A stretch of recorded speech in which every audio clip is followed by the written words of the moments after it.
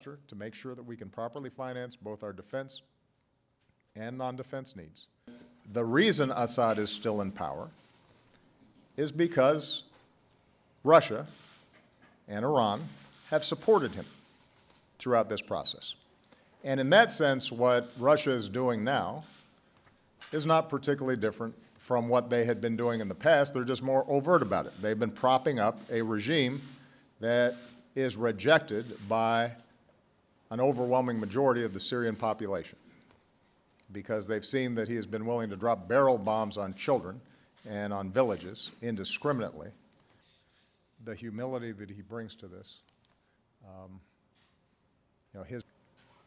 and the notion that he put forward a plan and that somehow the international community sees that as viable because there's a vacuum there.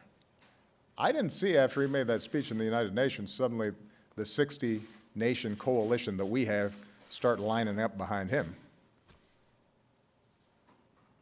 Iran and Assad make up Mr. Putin's coalition at the moment. The rest of the world makes up ours with a warm heart.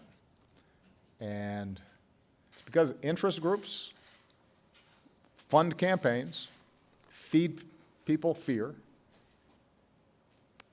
and in fairness, it's not just in the Republican Party, although the Republican Party is just uniformly opposed to all gun safety laws. And unless we change that political dynamic, we're not going to be able to make a big dent in this problem. I know, for example, that there are many Republicans who our homicide rates are just a lot higher than other places that, by the way, have the same levels of violence. It's just you can't kill as many people when you don't have easy access to these kinds of weapons. We're not going to stop in these last 15 months. Well, okay, here's what you need to do. You have to make sure that anybody who you are voting for is on the right side of this issue. And if they're not, even if they're great on other stuff, for a couple of election cycles, you got to vote against them and let them know precisely why you're voting against them. And you just have to, for a while, be a single issue voter because that's what is happening on the other side.